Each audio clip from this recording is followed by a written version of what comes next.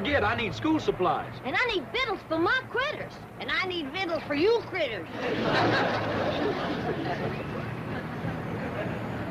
I reckon I might as well draw out enough money to last us a month or two. Reckon $10 will do it. Yeah, I never could sleep a wink with all that money in the house. I told you not to drive with that hangover.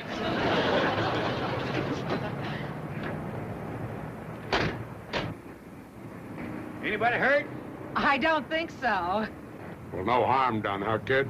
Well, not to your car, but you kind of bent our bumper. I reckon I can straighten it out, though.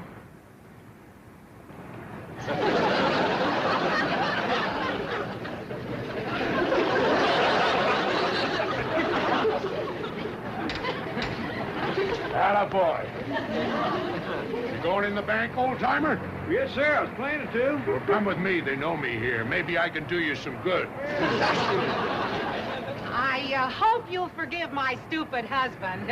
Had a bad day yesterday with the nags, and he got stoned last night. So now he's got to borrow some money to pay off his bookie. What's a bookie?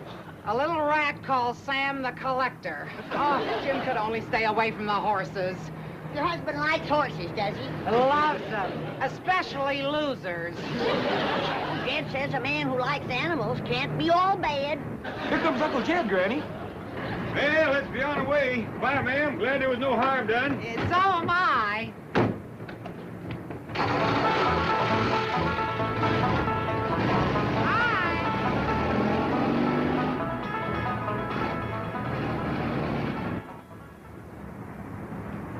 What happened to you? Fall down in there? Shut up and act hurt. That old geezer's worth $35 million. What? Fame. We'll sue him for a bundle.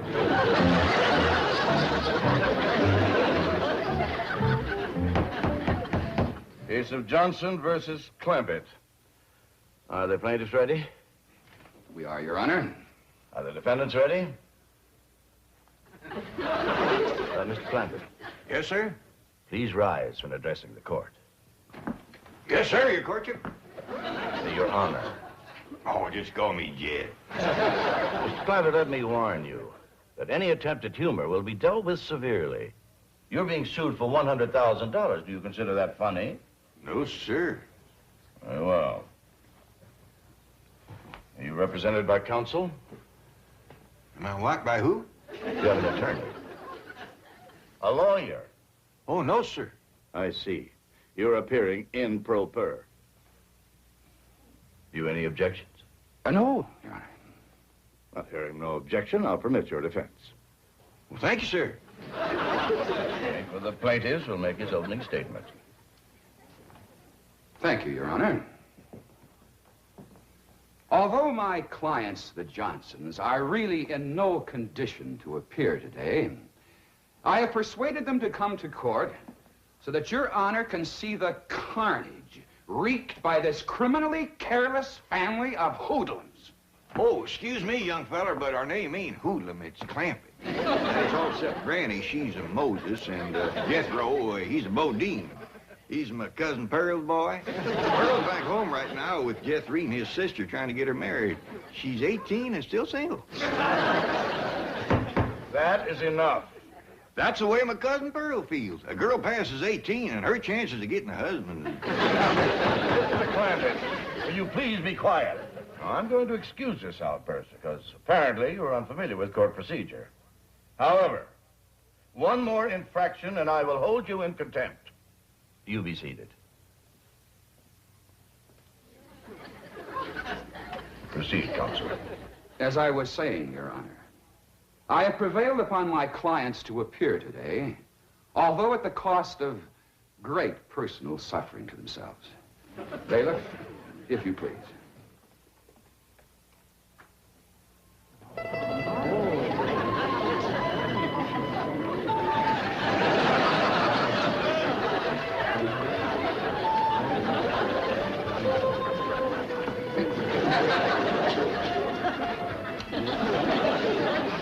Is them the people that run into us?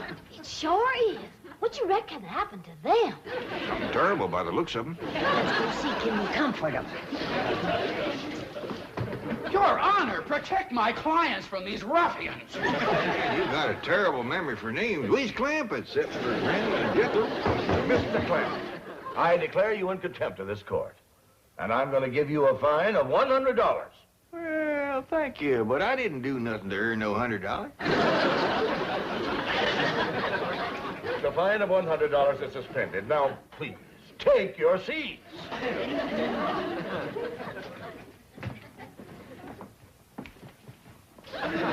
The attorney for the plaintiffs will proceed. Your Honor, the maimed and broken bodies of my clients speak more eloquently than any words of mine in condemning the criminal actions of this lawless family. What'd he call us that time? Lawless? I know a family named Lawless. Awful nice folks. Raised pigs. You will prove, Your Honor, that on the day and date set forth in the complaint, said defendants did willfully and maliciously crash into the plaintiff's car, inflicting upon the bodies of the plaintiffs numerous and grievous injuries, for which we ask the court to award damages in the amount of $100,000 to said plaintiffs. He can't even remember the Johnsons. He keeps calling them the plaintiffs. There are two ways about it. When it comes to recollecting names, that young feller's pitiful. I want you to tell the court in your own words exactly what happened. Well, Mrs. Johnson and I had just driven up to the bank where I hoped to borrow some money for my favorite charity, the Horse Lovers of America. And although we've been married for 20 years, Mrs. Johnson and I are still very affectionate. Proceed with your testimony, Mr. Johnson. Well, being affectionate as we are, we sat in the car for a few moments to speak of our love. I love you, Jim Johnson. I love you, Mabel. What other man would borrow the money to help those poor old horses on their way to the glue factory? I do what my heart tells me. Mabel! What is it, Angel? There's an old truck careening down the street out of control. Oh, Jim! He's heading straight for us! Well, have no fear. I'll protect you, darling. If that's the last I remember, Your Honor. Those monsters crashing into us in an alcoholic stupor. Come on, please. Court is recessed for 10 minutes. Who you reckon smacked into them people like that? I don't know, but they was driving something called a stupor. What do we drive, Jethro? I ain't sure, but I think it's called a Stutz. Glad we wasn't there. We could have helped them. Excuse me, mister. How do you get to the playground? Playground? Oh, yes, sir. He just called recess. Your Honor, please, sir, Mr. Judge. Yes, Mr. Clampett? Do you wish to question Mrs. Johnson? Oh, no, sir. That poor woman's been through trouble enough. I just want to say that me and my family here is right good at tracking and trailing and hunting. And we'd be right pleasured if you'd let us go out and hunt down them rascals that was so mean to the Johnsons. Mr. Clampett, do you expect the court to take those remarks seriously? Well, I reckon I did brag a little too strong on us, but if we can't catch him, we got a hound dog named of Old Duke. He can follow our trail a month old. That's right, he can. Why, you just give old Duke the scent, he can get after it. Is it possible that you people don't realize that you are the accused? What do you mean? You are the folks who caused these injuries to the Johnsons.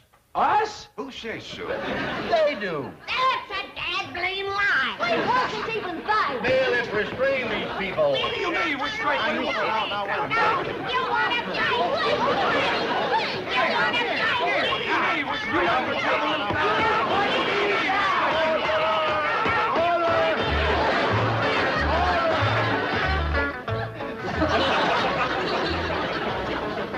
If you ask me, this is a heck of a place to spend recess. That fella said he put us in here to cool off. It's hotter in here than it is in there. Well, there's one good thing. He's going to give each one of us $100. Fine. That's what I say. Fine and dandy.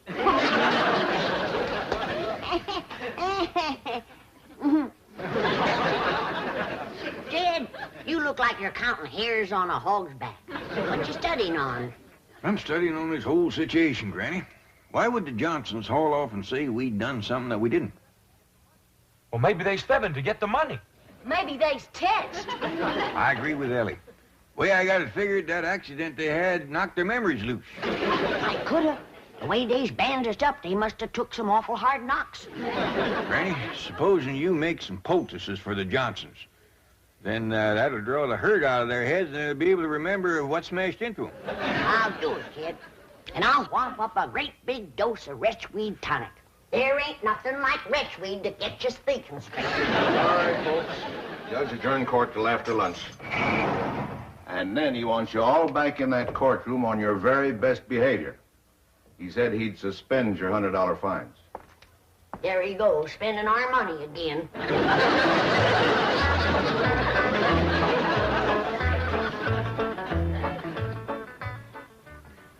I'm going to ask the court for a judgment by default. Those hillbillies aren't coming back. They've probably left town. Hope we didn't keep you folks waiting. We hurried the best we could. Didn't even stop to eat. For a piece over at our place. Granny got a lot of fixing to do. And you're going to feel a heap different when I get done with you. How dare you threaten my clients? Quieten down, little man. Ain't nobody threatening nobody. They're back, Your Honor. All rise.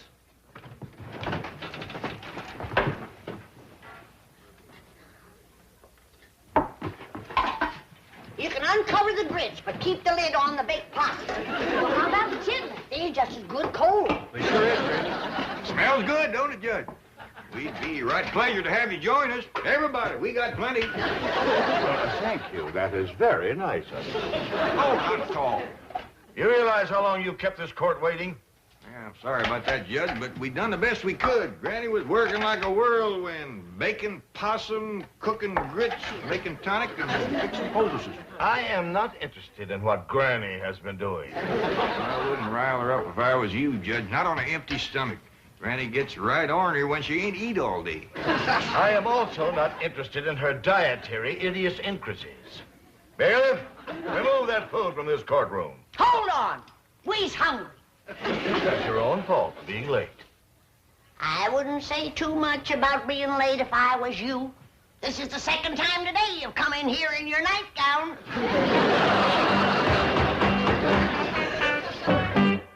Granny, I understand that you make very good moonshine whiskey. I call it my rheumatism medicine. I see. But it is quite potent, quite strong. Well, you don't want to stand too close to a fire when you uncork it. Yes, well, now then, Granny, do you sometimes carry a jug of this rheumatism medicine around with you? Take it on trips, say? Only when I get my twinges. Well, were you having twinges the day you and your family crashed into the Johnsons? No, and we didn't. That's all, thank you. Mr. Clampett, how many guns do you have in your home? Well, Granny's shotgun, and Jethro's lever action, my pistol, my squirrel rifle. You needn't go on, Mr. Clampett. That's quite an arsenal you have. Thank you. You're used to carrying a gun, aren't you? I've been toting a squirrel rifle since I was knee-high to a jackrabbit. And I understand you're quite a good shot. Back where I come from, if you didn't shoot good, you didn't eat. I see you shot only for food. Yes, sir. And you were very poor. Yes, sir. And then oil was discovered on your land, and you became very, very wealthy and moved to Beverly Hills. Yes, sir. But isn't it a fact, Mr. Clampett, that in spite of all your millions, you are still frequently seen carrying a gun? Yes, sir. You see, Now, just answer the question, yes or no. Do you, to this day, frequently carry a gun? Yes, sir. Were you carrying a gun the day you and your family crashed into the Johnsons? No, sir, and we didn't. That's all. Thank you. Step down. No, sir. What do you mean, no, sir? In all, I ain't stepping down. Not until I've said a few things. Your Honor, I object. Now, Counselor, I have been very lenient with your conduct of this case, just as I've been very lenient with the conduct of the defendants. However, since Mr. Clampett here is the defendant and will bear the financial burden if judgment is against him, the court wishes to hear anything that is relevant and pertinent to this case. Yes, Your Honor. Now, Mr. Clampett, let us hear what you have to say. Well, thank you. Well, to begin with, there ain't nobody told the real story about what happened the day the Johnsons backed into us. I object, Your Honor. There has not been one shred of evidence or testimony supporting the allegation that my clients backed into the defendants. That is very true, Counselor. Perhaps now we might have it. In the meantime, you be seated. Yes, Your Honor. Now, you may proceed, Mr. Clampett, realizing, of course, that you're still under oath to tell the truth. Well, Your Honor, I learned how to tell the truth so long ago, I reckon it's become a habit. And what with making a promise on the good book, I'm going to be extra careful. Proceed. Well, me and my family drove down to the bank.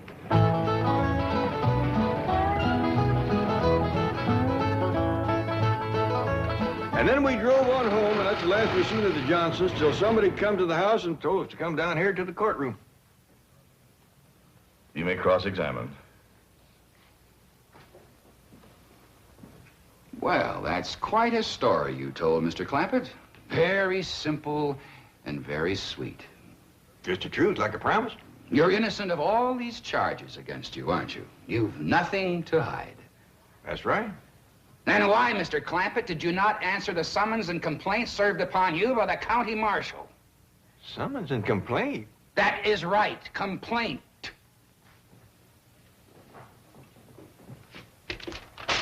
This is a complaint, Mr. Clampett. In fact, it's a copy of the one delivered into your hands. Is that a complaint? It is. Why didn't you answer it? Would you mind reading that first line there? The people of the state of California send greetings to J.D. Clampett. That just didn't seem like no complaint to us. And as for answering it, well, Jethro says there's pert near 18 million people in California. We just couldn't hardly see how we could get around to greeting them all back.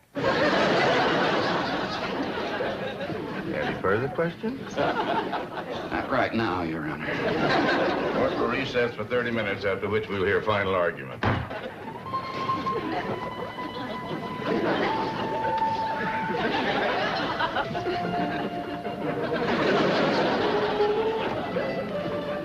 All rise.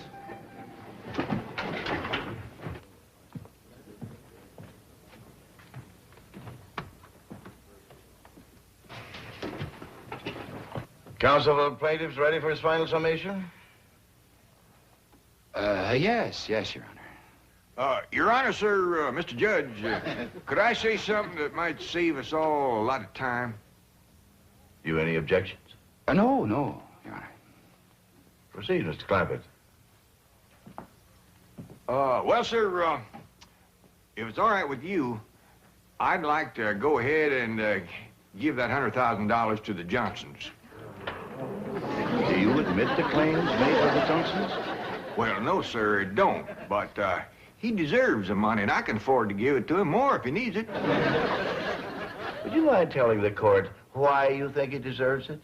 Well, Your Honor, I got a daughter here, Ellie Mae, and I reckon she means more to me than just about anything in the world. And during the recess, when I seen Mr. Johnson with his daughter and seen how much he loved her, just like I do Ellie Mae, well, it kind of tore at my heart. What daughter? Shut up. There he was in his wheelchair in that little room across the hall, and in walked this beautiful girl with the long red hair, and I knowed right away she was his daughter because she walked up to him and she says, "How's it going, Daddy?" Judge, Your Honor, with no nurse to help him, that brave man got to his feet and stood there straight and tall so she wouldn't see he was suffering. And he hugged her and he kissed her, and right then is where I found out she was a heap like my daughter, fond of critters. Because he said, "Marcia, darling, when I get this 100,000, I'm going to take you to Mexico and we're going to watch the ponies run." You've taken up with that Mabel, Your Honor, these developments surprised me as they did you. I asked... Thanks a heap. Hey, May, it's good to see you. Well, tell us all about Jeffrey getting married. Did you have a big fancy wedding in your parlor? Sure she did. Pearl's been planning that for years. It didn't quite come off the way I planned it. What happened? You know, I had Jeffrey all set to marry Albert Ledbetter, that tall spring bean of undertaker over to Ripley.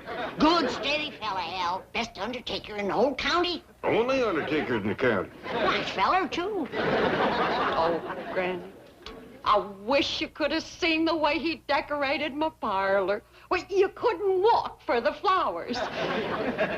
They weren't all strictly fresh, mind you, and some of them still had the black ribbons on.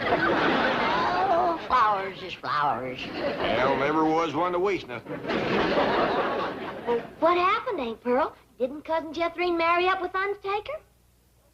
Stood him up, loped with another man. There goes my free funeral. Well, tell me, Pearl, who'd Jethrine lope with? That drummer from Joplin, Jasper Depew. Why, he weren't no more than half her size. I reckon love ain't measured by a yardstick, Granny. And they do look happy. Sent me a snapshot from Turnersville. How'd old Al Ledbetter take it, Pearl? Jethrine stand him up like that. Took it right nasty, Jed. He backed his hearse up to the door and hauled away every single flower. Where'd he take him? Straight over to Elverna Bradshaw's parlor. He up and married her daughter before them flowers could wilt. Al never was one to waste nothing. Jed, I gotta have... Hello, son. Ma! Come and see. Jed, don't put me down. Jethro, what are you doing home from school in the middle of the morning? Did you hear your ma was coming home? No, Uncle Jed. They just found out over at school that I ain't got no certificate of health. What's that? That's something that says that I'm healthy. I'm say you're healthy. Now go on back to school. I gotta have an examination first, Granny. Stick out your tongue. You're healthy. Get back to school. Granny, I reckon he's got to be examined by a doctor. I've been doctoring better than 60 years. It's gotta be a doctor that's what they call a MD. What does that stand for? Mr. Doctor, I reckon. Well, I'm a MD. Mrs. Doctor. Granny, maybe he ought to do like the school says, huh? City doctors. Trouble is, we don't know no doctors. Well, I know the critter doctor over to the zoo. Jethro's a human being, Ellie Mae. Thank you, Ma. Well, we asked Miss Drysdale. I hear tell she's been to every doctor in Beverly Hills. Hey, Marie the maid told me about a doctor she's been going to for 7 years. He must be a crackerjack. What's his name? Let me think. It commences with D. I got it. Dr. Twombly. Twombly don't commence with a D. Well, doctor does. Jethro, you go on upstairs and take a bath and put on some clean underwear and get over and see him. Okay, Ma. I sure hope Dr. Twombly don't examine his brains.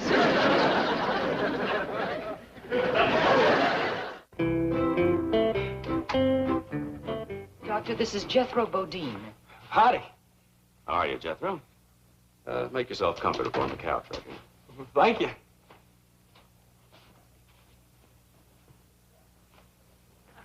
Well, would you like to tell me all about yourself and why you're here? Well, why I'm here is that I can't go to school till I get examined by you. I see. Just lie back and relax. Well, thank you. Now, suppose you tell me about this problem you're having at school. Well, my biggest problem is staying awake while the teacher's talking. Well, that might be nothing more than a benign subconscious rejection of authority represented by the teacher. It doesn't mean that you necessarily lack interest or capability or intelligence. Above all, you mustn't let this cause you any distress. Together, we will probe into the underlying causations and...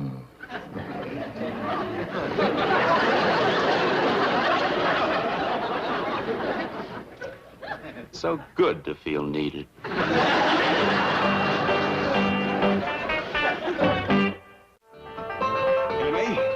This little critter just scared the living daylights out of your Aunt Pearl. Now, something tells me it just might be yours. I'm awful sorry, Paul. I plumb forgot I hid him in Aunt Pearl's dresser drawer.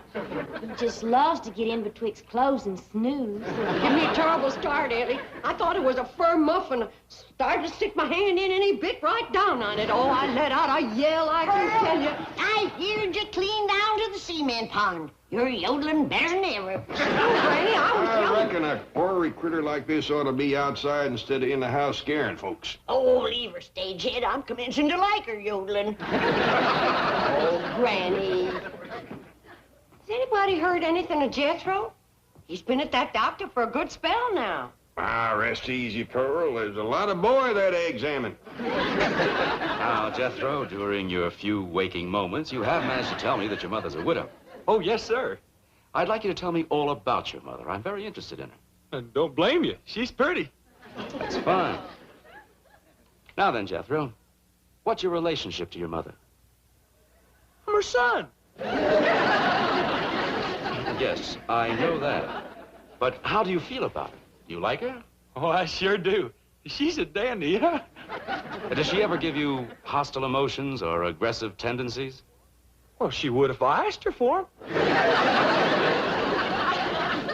Yes, well, suppose we talk about your father. Do you remember him? Oh, yes, sir. He used to take me hunting. Taught me how to shoot with a rifle when I was just a little feller. Oh, you were good buddies when he was alive. Oh, yes, sir. Did you miss him? I never shot at him. Well, suppose you tell me about the rest of your family. Do you have any brothers? No, sir. But I got a sister that's got one. Well, that would be you, Jethro. No, sir. Her name is Jethrine. Why don't you go back to sleep for a while? Oh, Granny, wait till you see what all's in here. Every last thing you asked me to bring back from the hills. Oh, bless you, Pearl. Coon root. Pearl, you'll never know how I needed this.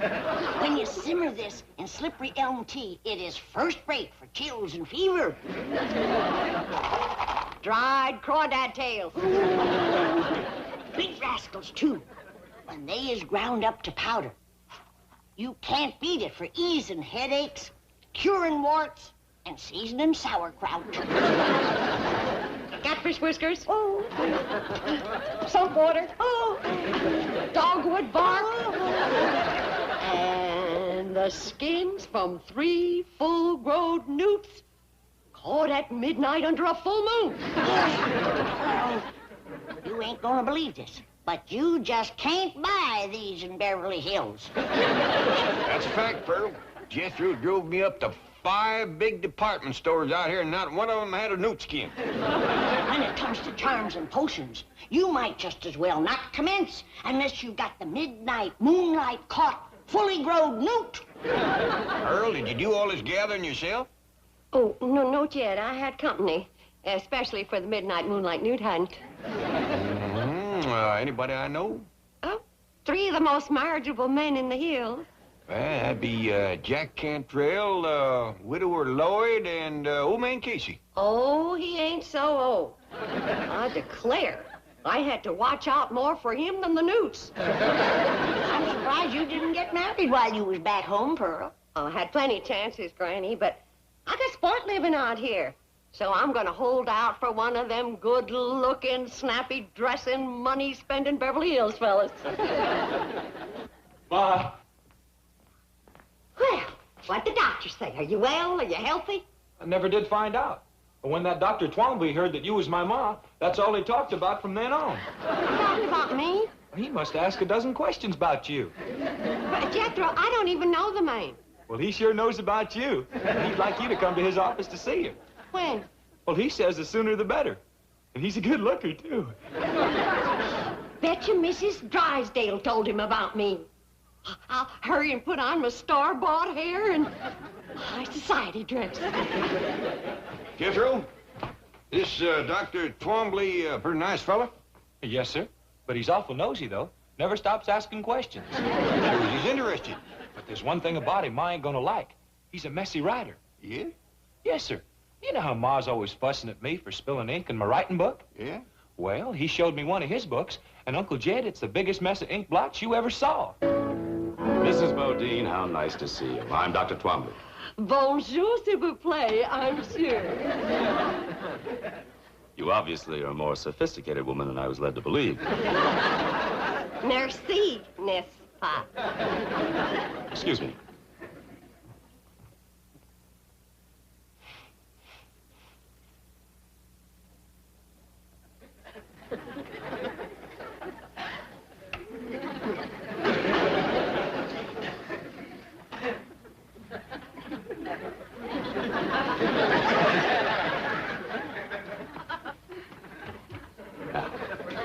Step over to the couch and make yourself comfortable.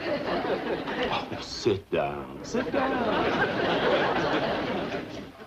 Relax. Let's get acquainted.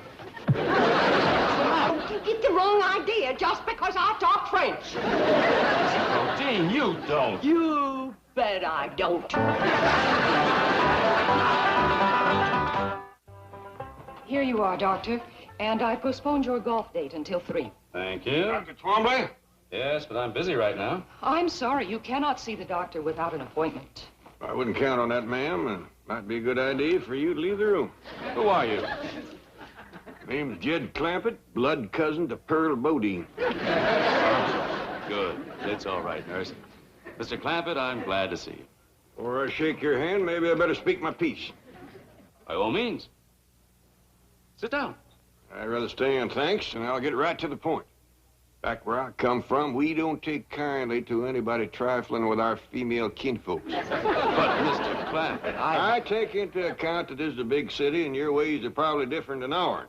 When my cousin Pearl tells me she hadn't no more than said howdy, and you commence pulling her to the settee, by doggies, that's dropping a rusty bucket down my well. Mr. Clampett, you don't understand. I do this every day. I'm a psychiatrist. But I'd try to get cured of it if I was you. Unless you're liable to wind up bad hurt. Let me explain and apologize for the mistaken impression. You can come out the house, explain to Granny, and apologize to Pearl. I'd love to come to your house. I want to meet every member of your family. Well, that'll be fine. But keep a tight hold on your feelings. I reckon Cousin Pearl can look after herself, but I got a daughter, Ellie Mae, and I catch you making one move in her direction, you're gonna find yourself weighing about 3 bullets heavier. Pearl, drink this sassafras tea. I bolstered it up with a little Mountain Dew. Calm you down. Thank you, Granny. Pearl, I wish you'd wear this thing or put it away. I keep thinking it's one of Ellie's critters. A bit ago, I tried to feed it a saucer of milk.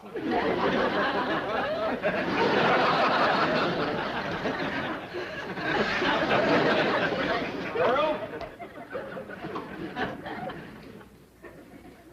You do something different to your hair?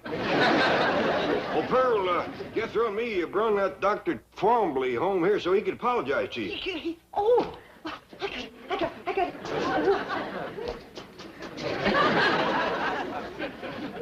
No mirror in here. I hope you didn't whoop him to where he's no good for shooting. I ain't gonna shoot nobody, Granny. That's why I come in here first. You whooped him too bad, huh? Whoop him at all. How come? Poor feller's so sickly, he gotta have a nurse handy all the time. Jethro, bring him on in here.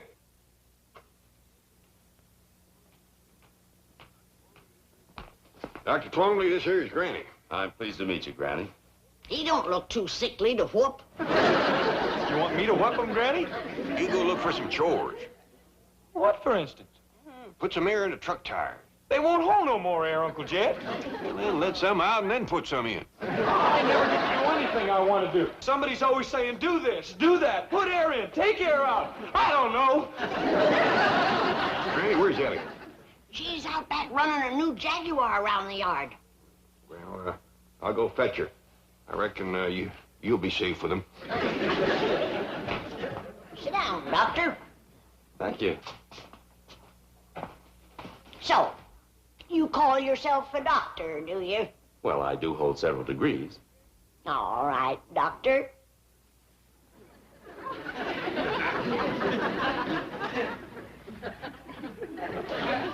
How do you cure warts? Warts? Yeah, warts.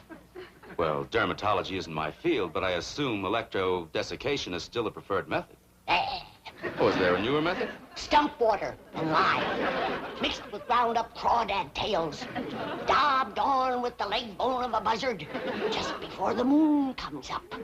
Think you can remember that? Well, I'll try. Mm-hmm.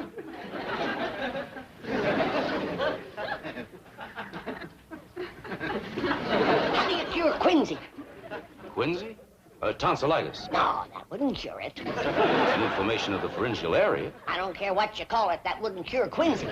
Quick, what kind of poultice for rising in the ear? Poultice? What's acidity for? Well, How would you cure the vapors? I... What about the drowsies? Aching joints, stone bruises, corns, dander, twinges, and proud flesh. These things are outside my field. A doctor goes where he's needed. He don't just stay on his own land. Now, you sit right back down. Remember what I told you. Hey, this here is Dr. Twombly. Howdy. How do you do? Are you the young lady with the new Jaguar? I sure am. You want to see it? Well, yes, I'm an enthusiast myself. Is it in the garage? Yeah, right in the yard. Come on. Now, you sit right there. Enemy, bring it in the house. A Jaguar in the house? Is it all right, Pa? Yeah, as long as you don't take it upstairs again.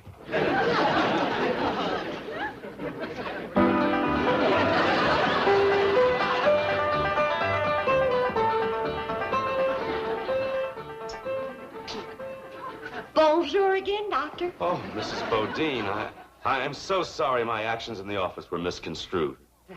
They was downright forward, but if you want to court me proper, you can come into the parlor. Uncle Dad, looky here. How'd that happen? Well, I was blowing air into it like this here. When all of a sudden, pow! Jethro, I told you and I told you, use the pump. You always bust the tires when you blow them up by mouth. Okay, Ma. Hey, is he gonna be my new daddy? Me? I reckon that's up to him, Jethro. We do have a nice parlor for proper courting. Watch out, Pearl. Here comes Ellie and her Jaguar. Well, goodbye, folks. It's been weird. Doctor, wait, we got a big couch in the parlor. Yes, I suggest you get on it. All of you. I'll send someone over. Well, Balda, he run out on me. Ooh. Hey, Ma, you want me to catch him and tote him back? Let him go. Let him go. But, Granny, it might be my only chance to get a Beverly Hills doctor. Doctor my foot. Unless Ellie brings home a 6-foot duck, you ain't never gonna run into a bigger quack.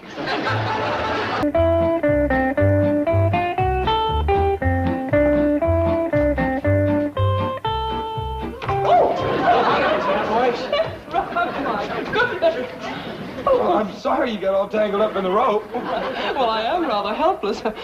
If a man were to try and kiss me now, I couldn't resist. You couldn't? No, I'd be at his mercy. Don't worry about that. Ain't no man gonna kiss you while I'm here. Jethro, you are like a magnificent skyscraper with an uncompleted penthouse. Thank you. Oh, that reminds me, Dr. Twombly is most anxious to see you again. Well, I'm anxious to see him, too. He never did give me my certificate of health for school. Well, Dr. Twombly is not an internist or diagnostician. He works in the field of psychiatry. Well, as soon as he gets done working in that field and gets back to his office, I sure would like to see him. Well, I'm in his office now, but what I want to explain is... Hey, I better hustle down there right now. What does Granny have to compare with this in making a weather forecast? Twinges. And little stabbing pains in her bones. I know what twinges are, but they can hardly be considered dependable weather prophets. I reckon they as good as balloons. Man, you got other ways of telling when rain's on the way. She studies ants and spiders and listens to the way the owl hoots and other things. I'm afraid superstitions and omens cannot compete with knowledge and experience. Well, I'm glad you're coming around to our way of thinking. Where's Jethro? Granny's going to want him to tote that soap in before it rains. He's gone to Dr. Twombly's office. Good. He's going to need that health certificate at school. I've got to have it before I can graduate to 5th grade. You're in the 5th grade? Yes, sir. Fixing to scoot right on up into the 6th quick as you can give me my certificate of health. Jethro, a simple physical examination is no problem. I want to explore your mental capacity, your cerebral region. Should I take off my shirt? No. That won't be necessary. Just make yourself comfortable on the couch over there. Well, what did you do to your thumb? Just so long as you go. My question wasn't about religion. Well, if you ever get one, you just ask Uncle Jed, because he can quote the good book from cover to cover. That's wonderful. So you like your Uncle Jed? Oh, yes, sir. Well, back home, I used to brag that Uncle Jed could outshoot, outlift, outhunt, outfight, and outfigure any man in them there hills. I see. Back home, you were proud of him, hmm? Oh, yes, sir.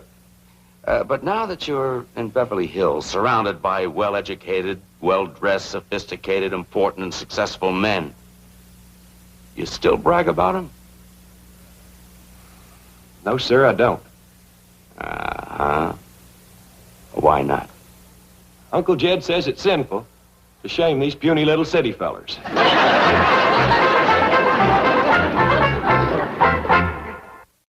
Miss Hathaway, how well do you know that there, Dr. Twombly? Well, I'm not a patient of his, but he has a very big reputation. I think I know how he got it. What do you mean?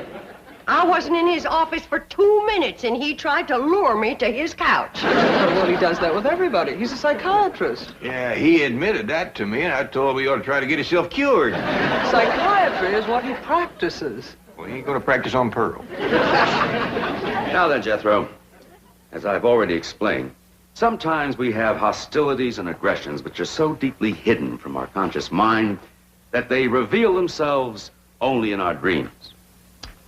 Now, please, try again to recall for me a few of your dreams.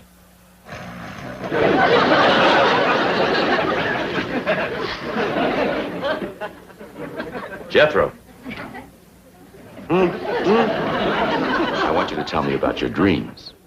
You keep asking me about my dreams, but you won't let me sleep long enough to have one. Let's forget about the dreams and go back to your conscious relationship with your family. Now, we've established that you love your mother, adore your grandmother, and worship your Uncle Jed. How do you feel about your cousin Ellie Mae? Dr. Twombly, there is times when I'd like to whoop the tar out of that girl. And just when is that? When she whoops the tar out of me. What do you mean? Well, she's all the time wrestling me down, getting a toehold or an arm lock on me. I'm that smart. You mean to tell me that that beautiful and fragile-looking girl can engage you in combat and emerge victorious? No, sir. But she can whoop the tar out of me wrestling. And that makes you angry? You bet. You want revenge? Yes, sir. She disgraces you? Yes, sir. Shames you? Yes, sir. And you hate her? Ellie Mae? Well, shucks, no. I'd cut off my right arm for her. Jethro, don't you hate anybody? Well, I'm commencing to get a mite put out with you for not giving me my certificate of health. All right, Jethro.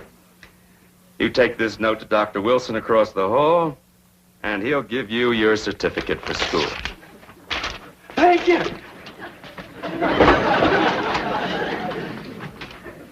Oh, howdy, Mr. Drysdale. Well, Jethro, hello. You going in to see Dr. Twombly? Briefly, yes. Do you hate your mother? No. Well, don't tell the doctor. Seems to disappoint him something awful.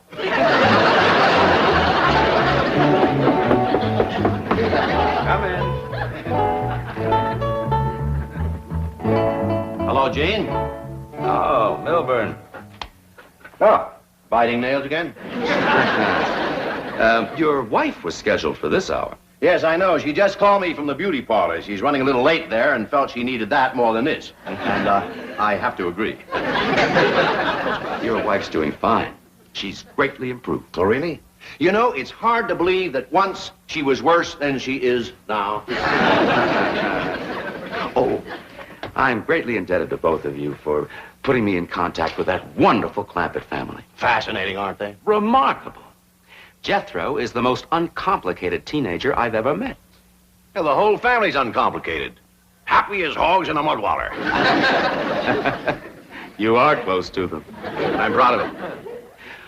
You're just the man to get me back in their good graces. Oh? What happened? Jethro's mother misunderstood my invitation to the couch. I'm persona non grata up there. You just come with me. I can fix that. Wonderful. I'm especially anxious to question Granny. That little woman is a walking encyclopedia of mountain medicine, superstition, and phenomena. She absolutely fascinates me. Maybe I ought to ride into town with them and stop off at Dr. Twomley's office. See what's happened with Jethro. Pearl, don't throw yourself at that goomer doctor. Oh, he ain't no goomer doctor. Well, he ain't a regular doctor. I asked him. I says, how do you cure warts? And he commences giving me a lot of talk about a electric needle. Right quick, I says, how are you going to thread it? With baling wire? He had no answer for that one. Maybe he ain't just the best doctor that ever come along, but I kind of like him. Well, I still say don't throw yourself at him, Pearl. If you want to see him, I'll conjure him over here. How? A love charm. I got him all wound up. All it needs is a little starting powder and you to say the magic words. Granny, I don't hold with conjures and love charms. Pearl, with your boy in a Beverly Hills school, why do you want to stay so ignorant? They don't use this kind of stuff in Beverly Hills. That's why it's so powerful out here. They don't know how to fight it. Open the pouch a mite, and I'll sift in a little starting powder, and then you hold it to your heart, and you say the magic words. Granny, I don't know how to do it. I'll show you. Now you watch. Darling, darling, my true love, come a-swooping like a dove. Oh, Granny! Granny!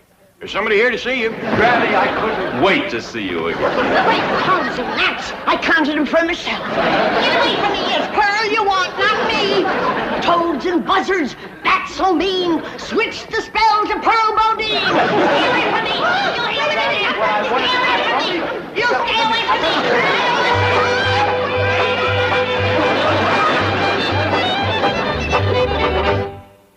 But, Mr. Clampett, you don't understand. I just calm down, Dr. Twomby.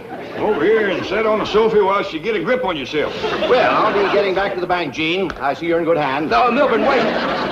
What's going on? Explain it to me. He explained the behavior of these uncomplicated people to Beverly Hills' leading psychiatrist. No, Milburn, wait. Sorry. I want to pick up my wife at the beauty shop before the rain. Rain? What rain? The forecast says clear. You'll learn. So long, scientist. Mr. Clampett, I am perfectly all right. All I want to do is see Granny. I know that, but you gotta control the urge till she can break the spell. What spell? The one she throwed on you by accident. I'd like to talk to her about it. You would, but just simmer down a little first. I told you that love charm would work twice as powerful on these Beverly Hills men. I can't believe it. I just can't believe it. I tried to switch it over to you, but it had too strong a hold on him. I'll have to break the spell now with my letting go powder, and then start all over for you. Now, understand me, I don't blame you for the way you feel. Ain't no finer women growed in the whole world than in the hills back home. Now, you take my cousin Pearl.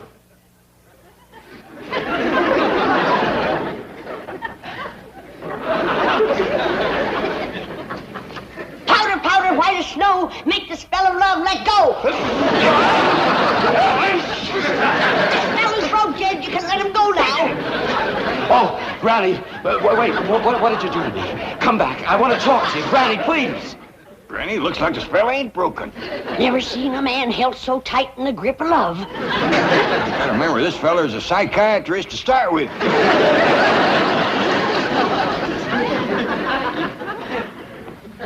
Now stay right where you are, Doctor. I'll bring Granny in to see you just like I promised, and Pearl, too. Jed, how do I look? Fetching as a fat hog on market day. Let's go see how Granny's doing. Granny.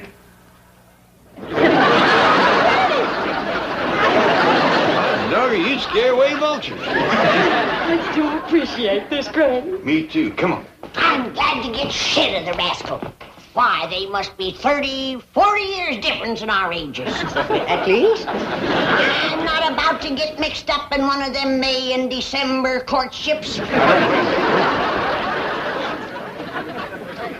they are. Oh. Bonjour, Monsieur Doctor.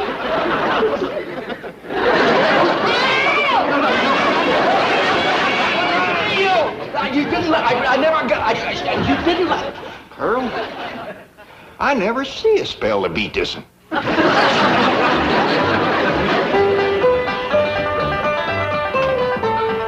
got him settled down. I think I found his weak spot, Pearl. What's that? He's mighty fond of music. Come on in, yodel for him. Jed, I just can't bust out yodeling for no reason. Well, don't worry. I'll lead you into it real natural. Well, I just hope it helps to get his mind off Granny. Me too, Pearl. I'm getting awful tired of that young feller chasing me. Why, there must be 20 years difference in our ages. At least. Come on, Pearl. By dingy's daisy, it was your love charm that got him started. But maybe it's your own charm that keeps him going. Say, Dr. Twombly, did I ever tell you about my cousin Pearl here being an extra fine cook and housekeeper? Yes, you did. Did I tell you about her dressmaking? Yes. Sock darning and shirt mending? Yes. Well, speaking of yodeling, let loose, Pearl.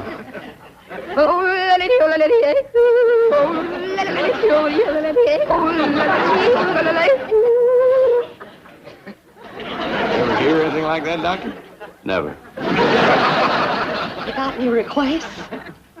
Yes, I'd like to see Granny. Tuck away, it's gonna start to rain. But Granny, the paper says that... Scoop when I tell you.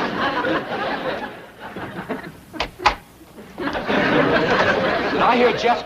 Oh, here you are, Granny. Thank goodness.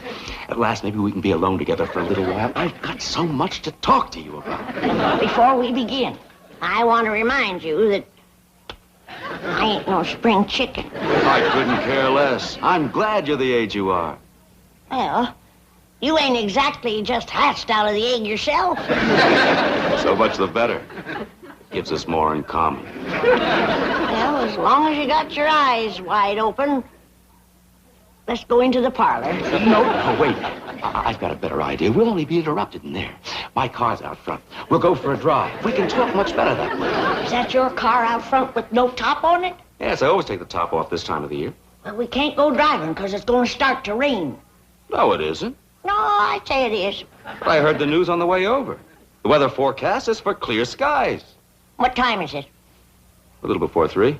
It's going to start to shower any minute. No, it isn't. No, I say it is. What makes you think so? I've been reading the signs. What signs? The way the ants is banking the dirt up in front of their holes. And the owl is hooting close to the house during the day. Fascinating. Come on. You can tell me all about it while we drive around. I told you I ain't going driving in the rain. But, Granny, it isn't going to rain. You are the muliest goomer of a doctor I ever did see. Come on. Come on, Granny, help us coming.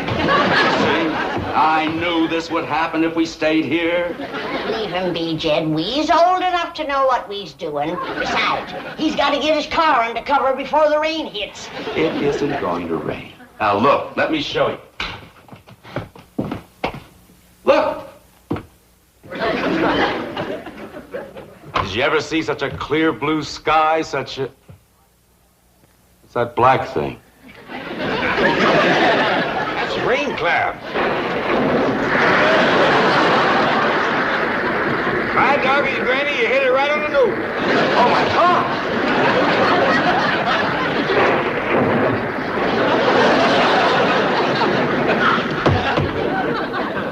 That poor fellow's gonna get soaked, but I reckon a cold shower won't hurt him none. Might even broke the love spell you throw it on him, Granny. Oh, I don't care about that no more. Things wouldn't have worked out between him and me no way. Well, what do you mean? He's too old and set in his ways.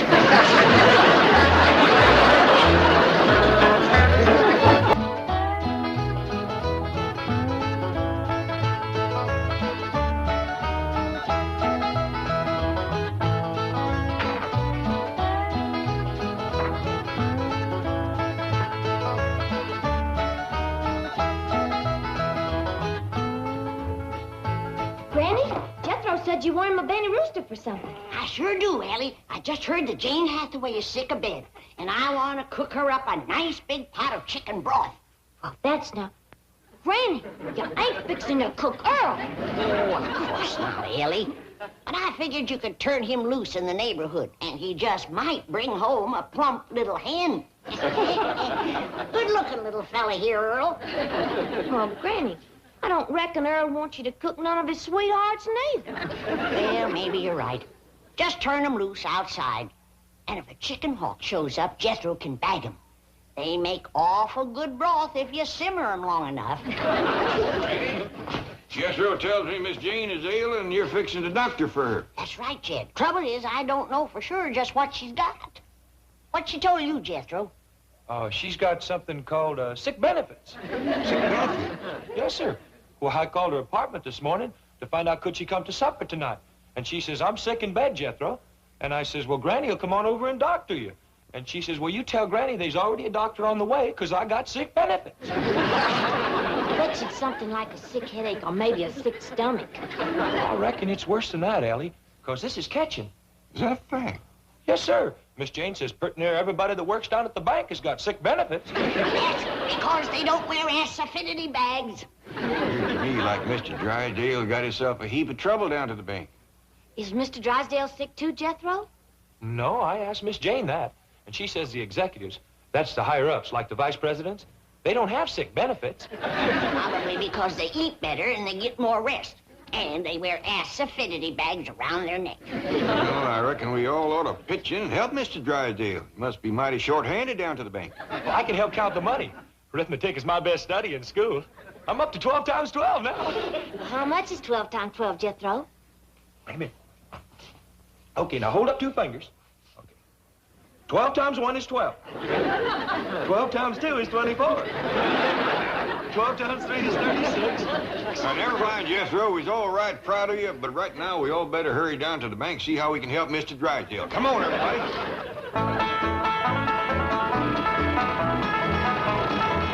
The other day when I started to work here, Mr. Drysdale, I'm the new teller trainee. My name is... What do you want? So I noticed that you were without a secretary, and, well, I thought I might be able to help. You take shorthand? Oh, I don't mean me, sir. However, there is someone from the secretarial pool that I'd like to recommend. Oh? Who? Well, the chick, the young lady at the first desk, I believe her name is Kitty Northcross. The one that wears the tight sweaters? Yeah. Does she? Oh, I only observed her efficiency. Yeah. Forget it. Oh, yes, sir. Thank you, Skipper. Who?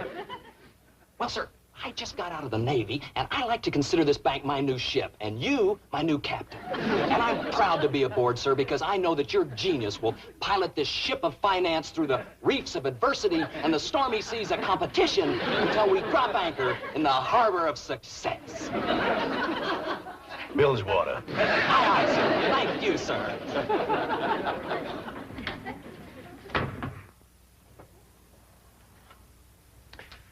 And now to continue my speech. Gentlemen, it is my observation that a bank is like a ship. Its president, the captain. It is his responsibility to pilot that ship through the reefs of adversity and the stormy seas of competition until he drops anchor in the harbor of success. At this point, take a sip of water and Wait for applause.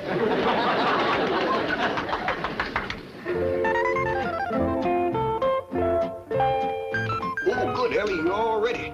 We best be getting down to the bank quick as we can. Well, Pop, do you reckon I know enough to be a banker's secretary? Shucks, yes, Ellie, especially since I'm going to be the banker. Oh, did Mr. Drysdale take sick? Oh, he had to speak at a convention. He says all he needs is a secretary, a speechwriter, a new doctor, and somebody to do his work. Granny's a dandy doctor, but who can write speeches? Well, Jethro found one in a book already wrote. He's in there helping Granny now mix medicine for Miss Jane.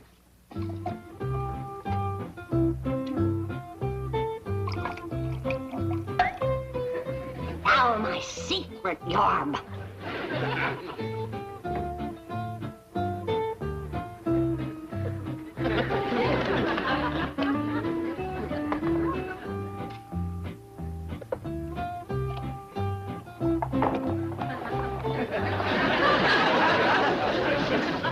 Don't stand too close to it while it's working, Jim.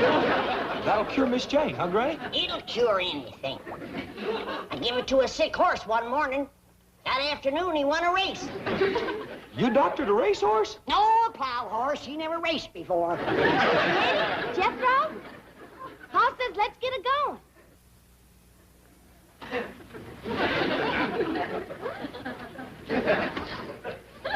Are you banking yet, Pa? Well, I reckon not, Ellie. I'm just waiting to bank. How do you do it, Uncle Jet? Well, according to Mr. Drysdale, banking is mostly giving people money when they need it. I'll get it, Pa. That's what a secretary's supposed to do. Howdy, this here's Mr. Drysdale's office, but Mr. Clampetts in charge now. Yes, sir, you bet you can. Howdy there. You need money? Well, come right on over and get it. Hot diggity, he's banking now, everybody.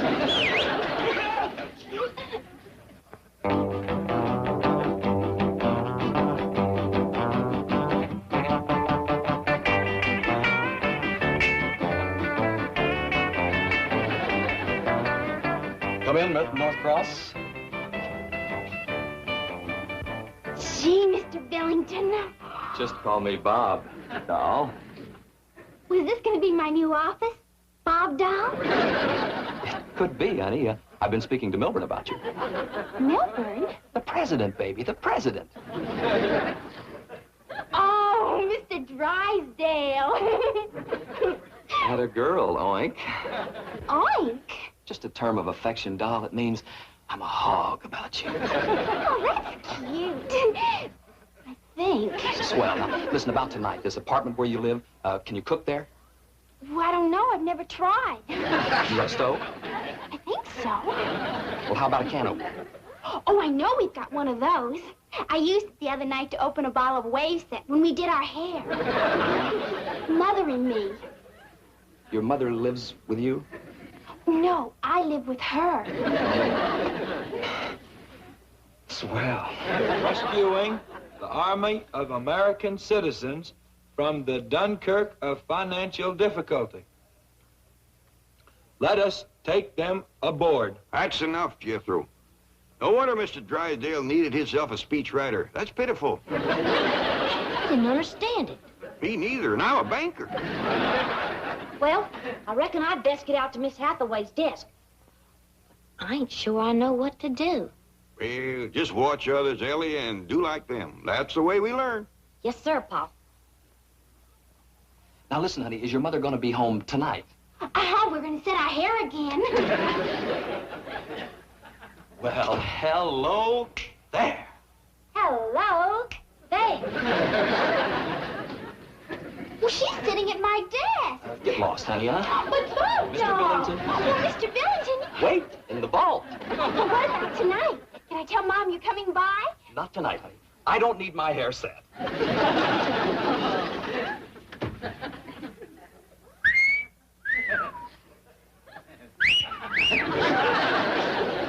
Hey. Hey. This is gonna be wild. Tell me something. You don't live with your mother, do you? No, sir, do you? No, sir. What's your name? Ellie Mae Clampett. Well, there it is, Ellie, and you may clamp it. You don't by any chance wrestle at night, do you? Oh, I like to wrestle anytime. Scooby-Doo. Well, Scooby-Doo, you want to wrestle now? Later, baby, later. Listen, suppose I drop over to your place tonight. Well, fine. You haven't got a roommate, have you? No, sir, I got a room all to myself. Now, listen, here's the action. I swing by your pad about 7. I bring some bossa nova records, and we trample a few grapes, huh? And we blast off to the local coffee shop, one where they don't hit me for too much bread. Then we swing back to your pad for a little moon orbit. Do you dig? Oh, yes, sir. Crazy. Whenever Paul goes fishing. I dig his words. You wouldn't put me on, would you? Why, sure. Jethro? I ain't tall enough to put you on myself, but Jethro can do it. Yes, who's Jethro? Yeah, Ellie Mae? This little fella wants to be put on something. Okay. Where would you want me to put you, no friend? Oh, I'd like to be put on your list of friends. And now, gentlemen, it's with a great deal of pleasure that I introduce our keynote speaker, the distinguished president of the Commerce Bank of Beverly Hills, Mr. Milburn Drysdale.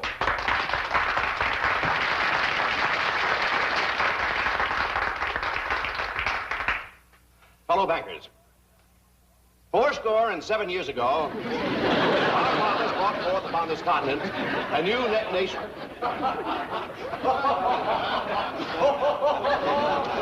Well, now, some of you seem to be amused because I have chosen the humble words of Abraham Lincoln to keynote this convention.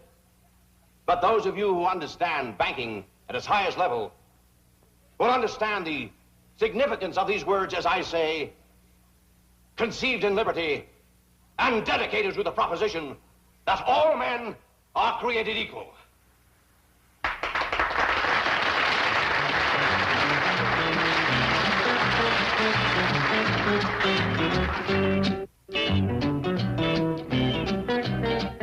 Paul, this here's Mr. Wilson, the man that called you about borrowing money. Well, howdy there, Mr. Wilson. I'm pleased to meet you. Sit down a spell. Well, thank you, sir. Hey, have a smoke? Yes, thank Hey, Mr. Wilson, like a nice cold pitcher of spring water or some coffee or tea or something. Would you, Mr. Wilson? No, thanks, young lady. You look all tuckered out. Yes, I am. I've been going from bank to bank trying to borrow some money. Didn't they have none? Well, none that they wanted to loan me. You see, Mr. Clampett, my chicken ranch is mortgaged to the hilt. I've no credit, no collateral. I need money to buy feed. Well, we got a vault full of it. How much money you need? See, if I just had enough... Are you kidding me? Ellie Mae, take him out the vault and show him the money. No. Would you really lend me the money? Well, that's what banks is for, ain't it? Well, yes, but I'm poor. I have no security. Ain't no shame being poor as long as you're honest. How do you know I'm honest? Well, if you wasn't, you'd be telling me about how much you got instead of how much you ain't got. Mr. Clampett, I've never met a banker like you before. Oh, shucks, Mr. Drysdale can outbank me any day in the week. He must be a wonderful man. You bet he is the best banker around here. Now, how much money would you like to have? Well, sir, I really need $5,000, but I can squeeze by on 3 or 4. Ellie Mae, go fetch this man $5,000. Yes, sir, Paul. Bring him a cup of that cider that Granny sent down to ward off sick benefits. Doggone if he don't look like he's coming down with it. Hey, Paul. Hey, Doc. I hear some square put the bite on your old man for a gang of bread. What? But he laid $5,000 on him. Oh, you mean Mr. Wilson? That's a cat. How'd he get it? Well, he told Paul he needed it for his chickens. You're kidding. What would chickens do with all that money? It was for Mr. Wilson to buy feed. He's got a chicken ranch. And your dad gave him $5,000 for chicken feed? Why, sure, Paul's got $35 million. 35 million? And he likes folks that raises critters. Do you think he's got time to see a young critter raiser? Well, sure, go on in. I'll dig you later, Chuck. Mr. Clampett, sir, my name's Bob Billington, and your lovely daughter told me that you could spare me a few moments of your valuable time. You bet I will, young fella. What's on your mind? Well, sir, I work here at the bank, but my heart's back on the ranch. The chicken ranch, that is. Or was, until I lost all of my chickens. Sweet little critters. How'd you lose them? Well, sir, I'm not sure. I just woke up one morning and they were gone. I guess one of them left the gate open. What kind of chickens were they? Just regular kind, you know, with the wings and the feathers and those crazy-looking feet. Mr. Clampett, if I could just borrow $10,000, then I could get back into the business that I love, raising chickens. I see. How many chickens you want to start with? Oh, about $10,000 worth. How many roosters? Oh, no roosters, just chickens. These days, you gotta specialize. Ellie Mae? Oh, howdy, Mr. Drysdale. How was your speech? Sensational. The high point of the convention. Listen, did a man named Wilson come in here to borrow some money? Yes, sir, and Paul gave him $5,000. Oh, bless him. That's what did it. Did what? Got me named Banker of the Year. They're putting a plaque in the lobby calling this the Bank with a Heart. How come? Well, 6 banks were secretly nominated for the honor. Wilson went to each bank, and this is the only one that gave him money. Well, that poor man needed it. Wilson? He's the biggest poultry rancher in the world, and a stockholder in all 6 banks. Oh, is your wonderful father still in there? Yes, sir. How about it, Mr. Clampett? I'm going to give you just what you need. Great, lay it on me. A little advice. Get back to your job and forget about chickens. You were born to command, sir. The voice of authority, the greatest I've ever heard. What about me? You are the only one who cuts him, Skipper. What a privilege it is for a young fella like me to see 2 great leaders together. It's a summit meeting, recreated. Out of my office, out of my bank. You're fired. You're an irresponsible loafer. May I give you as a reference, sir? Pleasure having served under your command, sir. Granny, this here's Mr. Bennington, and he wants to court me. Is that true, young feller? It ever love it is, Granny. And you got sick benefits? Loaded with them. Open your mouth and close your eyes, and Granny will give you a little surprise. Swallow this. Hey, you know something? When I was in the Navy, I tasted some jungle juice on Okinawa. No! Good-looking young feller. Go dance, too. I reckon that's a new dance he's been born to teach me. It's called the Bossy Nova.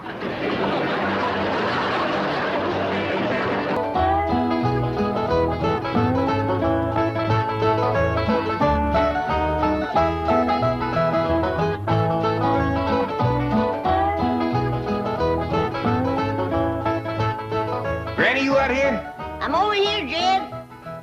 Granny, is that you? Shucks, no, Jed. I got prettier feet than that. Prettier drumsticks, too.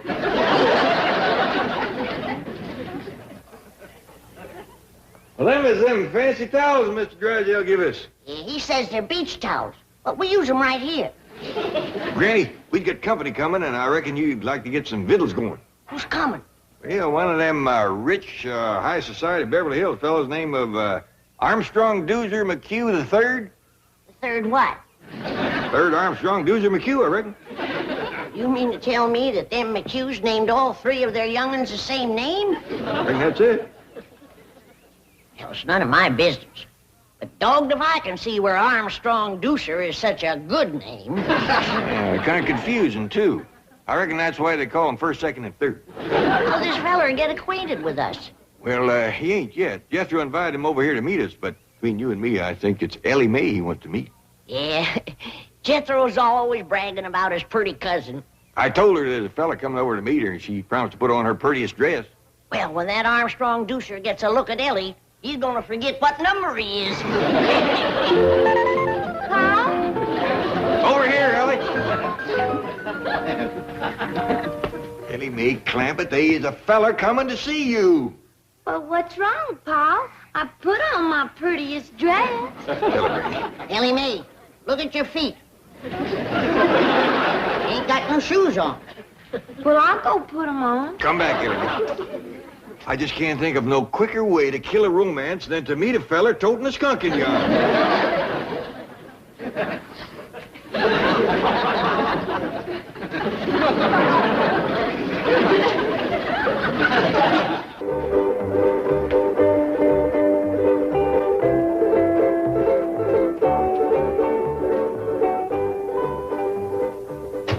Is this the Clampett residence?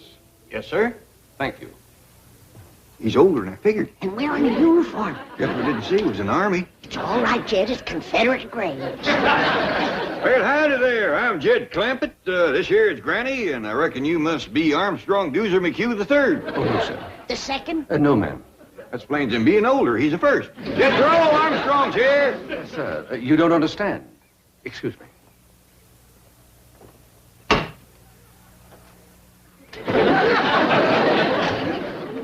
Mr. Clampett, I am Armstrong Doozer McHugh III. Well, howdy there, Armstrong. I fear you're mighty young for Ellie.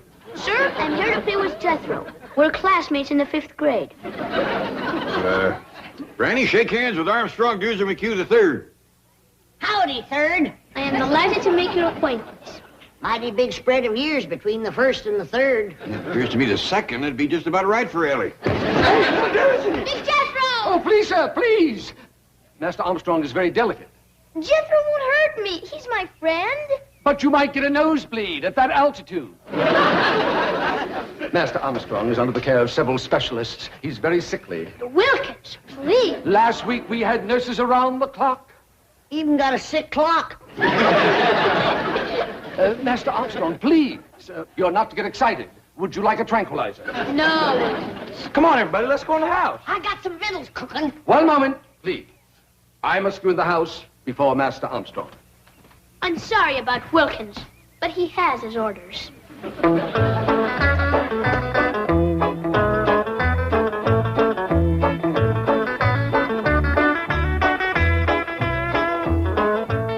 What in the Sam Hill are you doing? This is an allergy spray. He ain't got no allergies. Master Armstrong has several. And spray him. You don't understand. This spray settles the dust in the room. Dust in my house? Why, if you weren't wearing the uniform that I dearly love, I'd ram this down your throat and reach in and push the button. Great pig rubbing against the rail fence. Speaking of pigs, I got some hog jowl stewing and a possum pie in the oven for this little feller's lunch. Come on. Hog jowls? Possum pie? Do you intend to feed those things to Master Armstrong? Why, don't he eat that good at home? Oh, he has an extremely delicate digestive system. At present, he's on a diet of special Swiss yogurt. We hunted all over Beverly Hills to find it.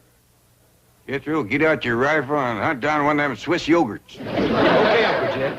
Oh, and I'll take little Doozy along to make sure I shoot the right kind. Sure. Reckon Granny will know how to cook it once she sees it. Does it run or fly? Neither. Yogurt is inanimate. It just lies there. Ain't gonna be much sport to shoot, Jethro. That's a fact. Hi, has anybody seen little Charlie? A dog! Go away. Master Armstrong's allergic to all animals. Ellie! Charlie got in the kitchen. Ah! A skunk! Oh, city feller, I wouldn't do that if I was you. He might just return the favor.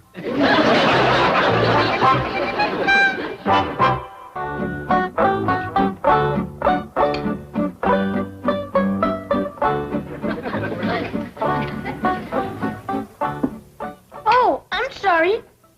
You've all finished. Go right ahead and chuck it in there, young fella.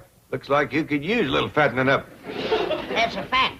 I've thrown away chicken bones with more meat on them than he's got. You want some more, little Doozy? Oh, no, thank you. It was most delicious. I'd like to tell Chef how to make that. Who's Chef? Oh, he's the feller that does the cooking over at Doozy's house.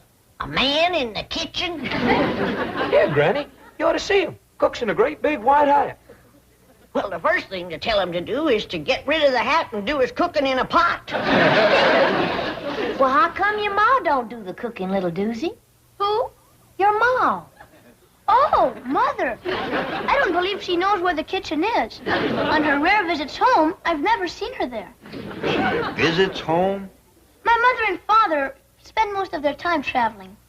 Oh, drummers, huh? What do they sell? Well, they don't work. They just travel. How come? I really don't know. I imagine they enjoy it. Well, don't you miss your ma and pa?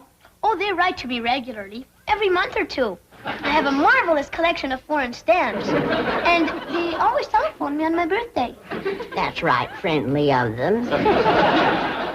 Who looks after you, little doozy? Oh, mostly the governess. Governess? She's married to Wilkins. Did you hear that, Granny? That fella that brought him over here's the governor. That still don't give him no right to tell me I got dust in my house. You folks have so much fun. I never even laugh at home.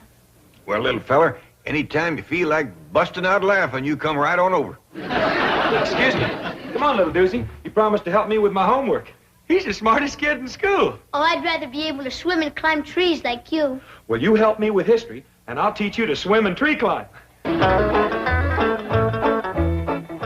I spoke to young Master Armstrong, and he told me to tell you that he ain't ready to go home yet. He's having too much fun.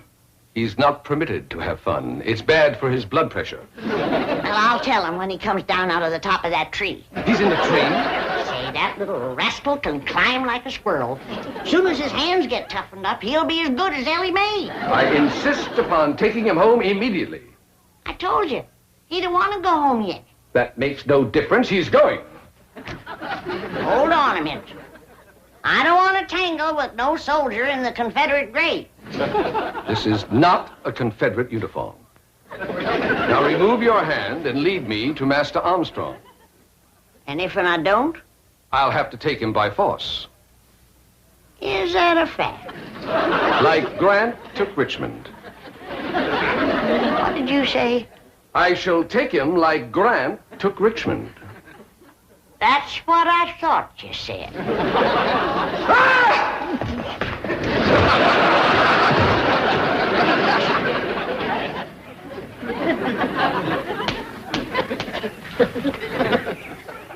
I'll be back. Well, you better bring Grant with you and his whole army.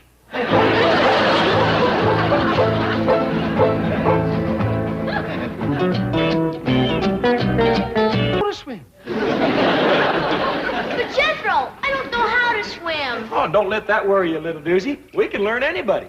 Why, heck, Ellie Mae even learned her cat. Come on, Rusty. Look there.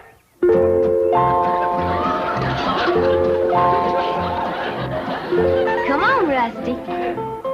Did you have a good swim? See, little doozy? There's nothing to it. Now, you just watch me and do as I do.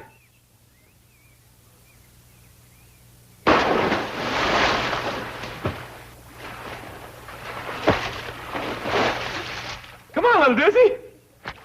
I'm afraid, Jethro. You got nothing to be afraid of. Why, Ellie Mae is right here.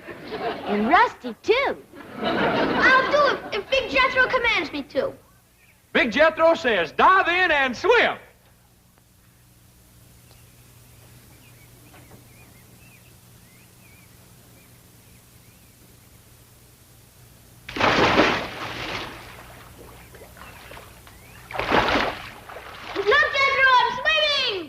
You sure are, little doozy. You just done swum right out of your swimming suit.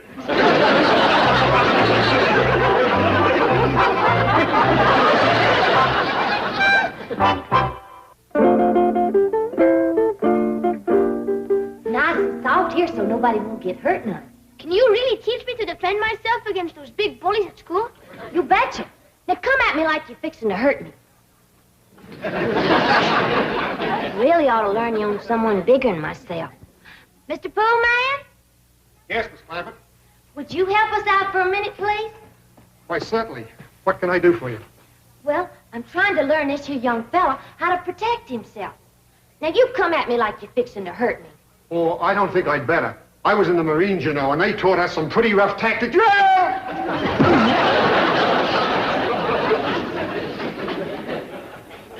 By any chance, were you in the 3rd Battalion?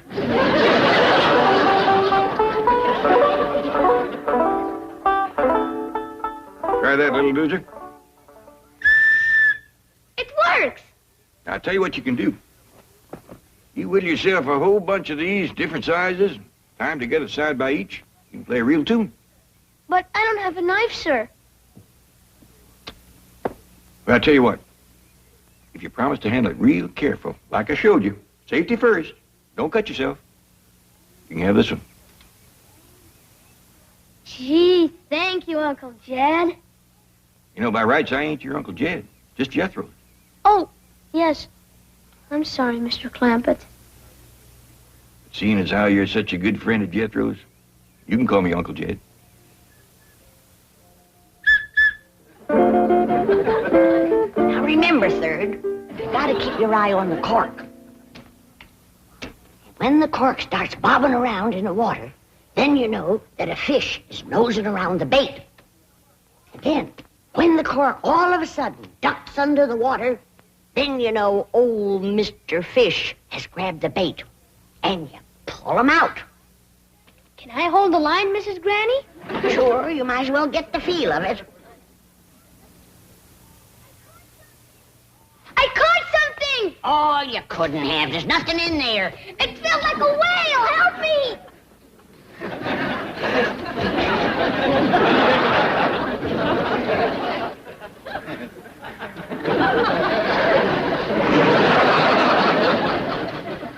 I figured I'd let little Lucy see what it was like to catch a big old catfish. You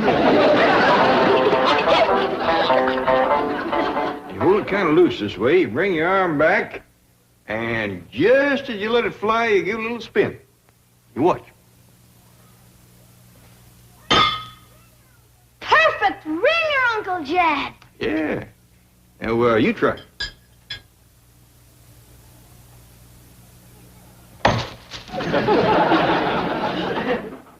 Now, you see how handy it is to be able to climb a tree?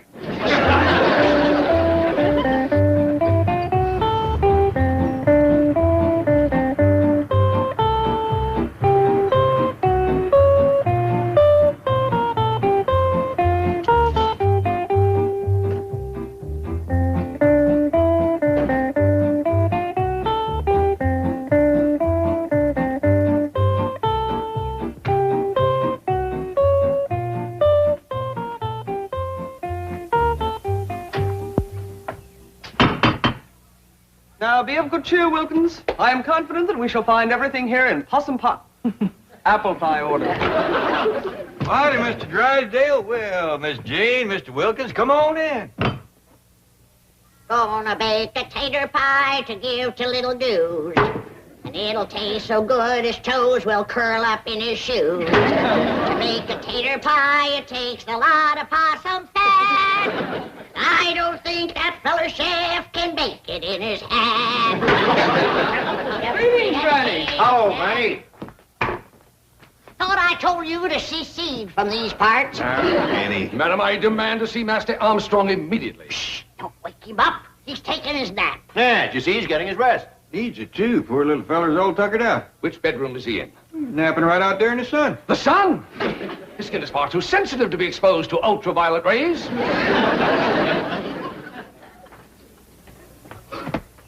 He's allergic to animals.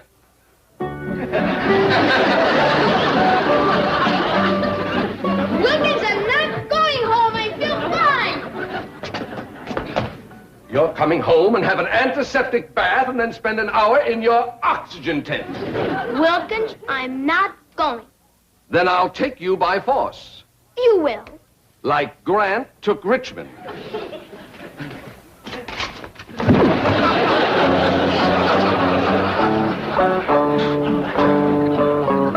Master Armstrong. I'll call you when I need you.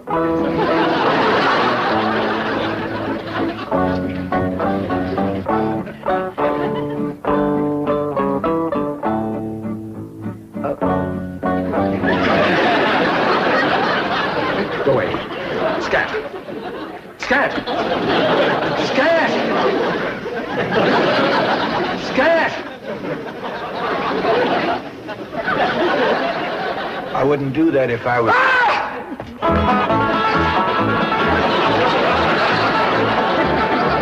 tried to tell him.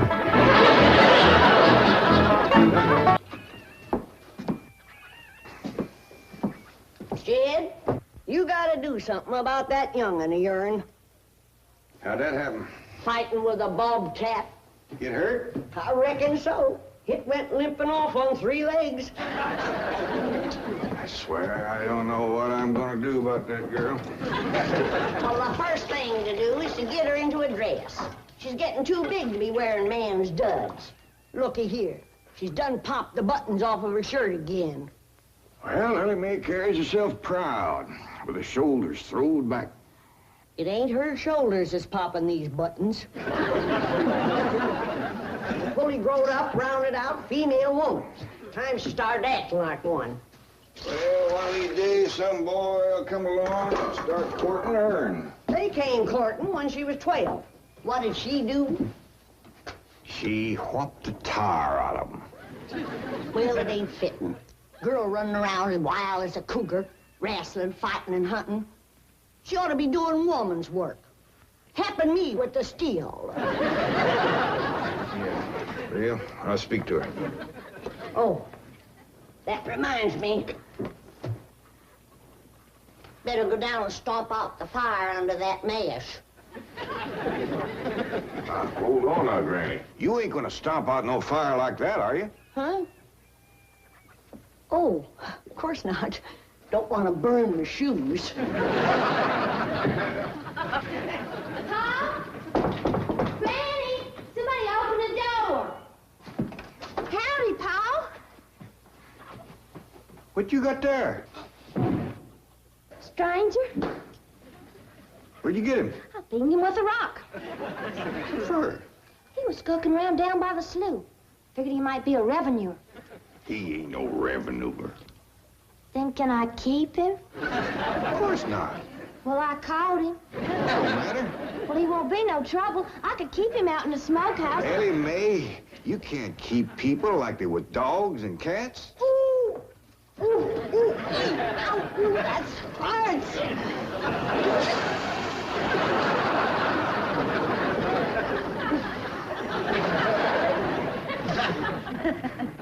Who's that? Some feller Ellie found nosing around. Beamed him with the rock so it'd be easier to tote. They're fellas from the petroleum company. What's a petroleum? I don't know. He asked me if he could do some wildcatting down by the slough. I said, help yourself. We're glad to get rid of the critters. What'd he say? Just kind of laughed. But the laugh's on him. There ain't no wildcats down there at that slough. No, it's too full of oil. Oh, what happened? Where am I? This here is the Clampett place. I'm Jed Clampett, my young and Ellie Mae, and Granny. Granny says you've been doing some wildcatting. There's no need to. Mr. Clampett, that swamp of yours is full of oil. I could have told you that. Well, my company would like to pump it out. Yeah, I like that too, but I just can't afford to have it done. No, you don't understand. You see, you wouldn't have to pay for it. Oh, I don't take favors from strangers. No, Mr. Clampett, you see, you're a very rich man. How big a rock did you bean him with? No bigger than a hedge apple. Listen, I've got to call my office in Tulsa. Have you got a telephone? A what? A telephone? Or maybe one of your neighbors has one. It's well, down in this country, it's probably a box attached to the wall. And, you talk into it, and they can hear you in Tulsa. Maybe you better sit down for a spell. No, I haven't time. Listen, where's the nearest airfield? Airfield? You know, Granny, that's one of them there fields that's up in the air. Oh, never mind. I'll find it myself. Listen, now don't you sell that swamp till you hear from me. I'm flying to Tulsa. Now he thinks he's got wings.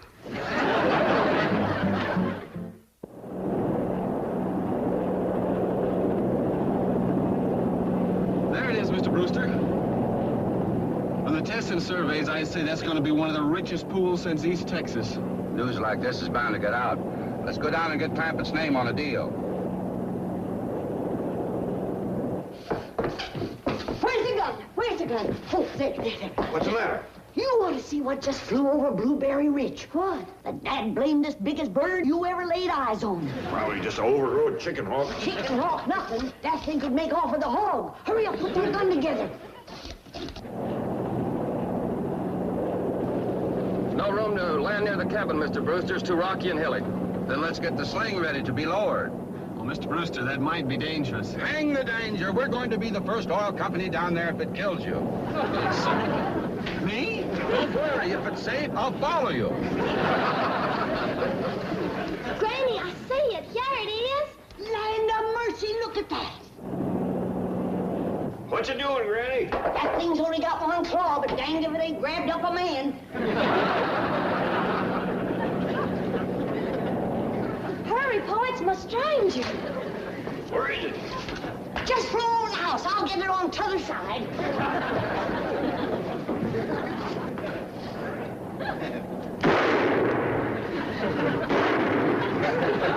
You kill it, Granny? No, but I made it drop that stranger.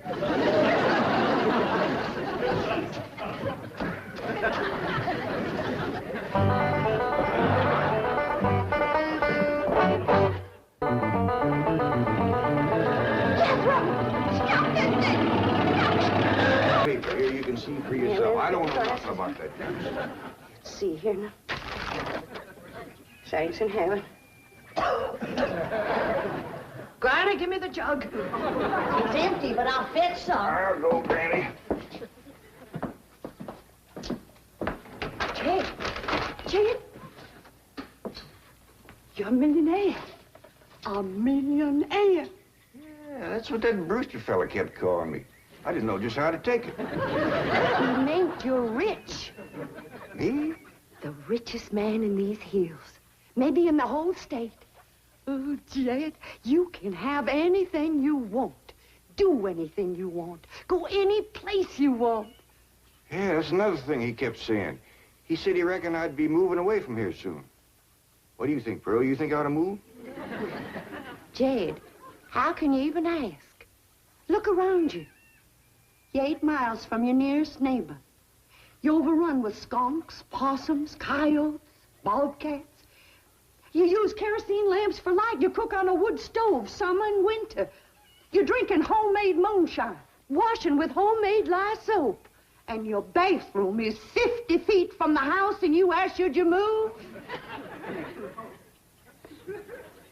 Yeah, I reckon you're right. Man, be a dang fool to leave all this.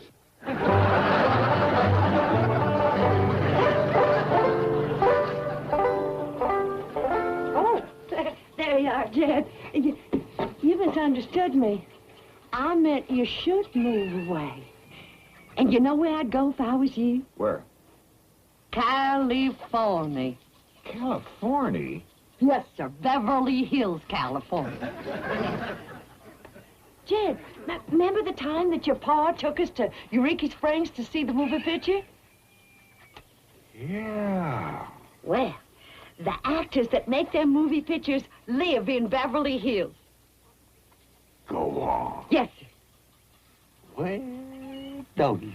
Wouldn't that be something? Living in the same neck of the woods with Old Town Mick. It sure would. And we could come visit you. I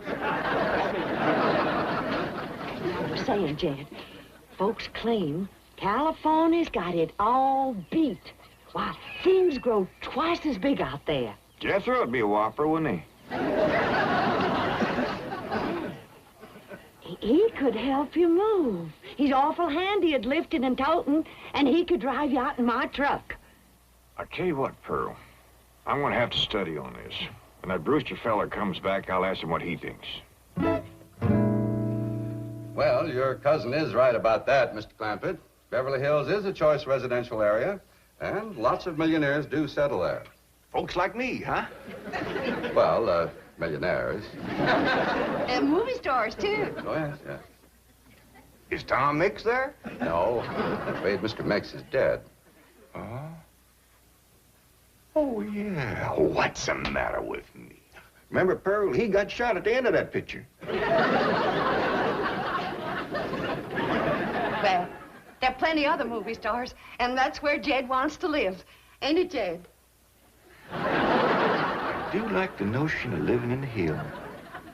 Never could stand flat country. Mr. Clampett, I think it only fair. That is, well, I think you may have a wrong idea about Beverly Hills. Is that where you live? No, my home is in Tulsa. Well, say, maybe you could get us a place there in your neighborhood. Mr. Clampett, let's not beat around the bush. You will love Beverly Hills. Then that's it. Can you steer Jade onto a good place? No, I can get the bank out there to handle it for him. He'd like a nice big place with plenty of room for his kinfolk to visit him. Is the foreigner staying to supper? I'm ashamed to say I ain't asked him. How about it? Oh, I don't think so. Oh, no trouble. What you cooking tonight, Granny? Mustard greens and possum innards.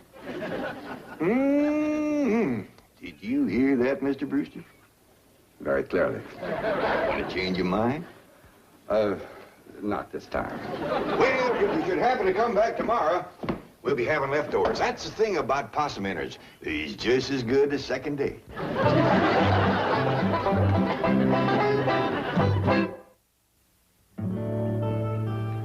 Ellie, if old Duke sits there with you, there ain't gonna be room for Granny.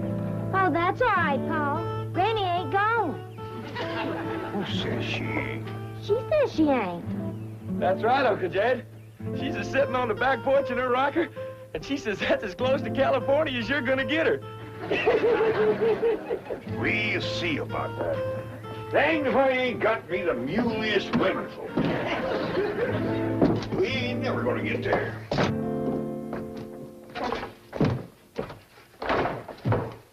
Now, what's all this nonsense about you ain't going to California? Ain't no nonsense to it. If the good Lord had wanted me in California, he'd have put me in California. Maybe he's just getting around to it. The book says he moves in mysterious ways. Well, if he moves me, I'll go. But you and Big Jethro ain't a budging me. Granny, this here Beverly Hills sounds like the kind of place you'd like. That Brewster fella says they got smogs out there. What's a smog? Well, me and Jethro figured out that's a small hog. And you heard what Pearl said. It ain't got no snow out there. You could run your still year round. Run it the year round here. Yeah, but walking down through the snow to the still always makes you feel so miserable. I might feel miserable walking down, but the way I feels coming back makes up for it. Hey, damn it, Granny. We've been planning and talking about this trip for days. You never said you wouldn't go. Never said I wouldn't either.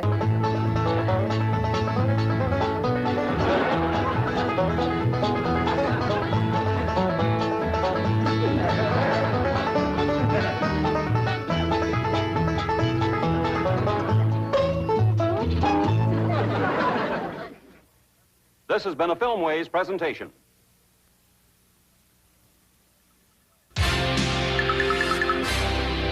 Viacom.